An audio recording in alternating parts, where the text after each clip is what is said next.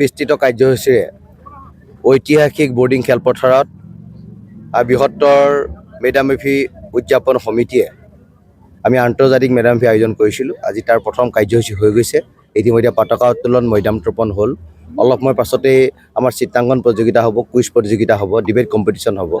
অহা কালিলৈ সৰ্বাংগ সুন্দৰ অনুষ্ঠান যিহেতু আছে, আমাৰ শোভাযাত্ৰা আছে, ৰাতিলৈ আমাৰ মিটিং আছে, দিনতো এখন মিটিং আছে আৰু পৰহিলৈ আমি আচাৰ্য বৰপাত্ৰ গোহাঁইক আমি ইয়ালৈ মাতিছোঁ। দিনত আমাৰ ওমেন্স কনভেনশ্যন এখন হ'ব আৰু অল ইণ্ডিয়া প্ৰেছ কাউন্সিলৰ সভানেত্ৰী মহোদয়া যিহেতু ইয়ালৈ আহি আছে, গতিকে সকলোৱে আমি সহযোগিতা বিচাৰিছোঁ আৰু অনুষ্ঠানটো সাফল্যমণ্ডিত হোৱাত আমি সহযোগিতা কামনা কৰিছোঁ।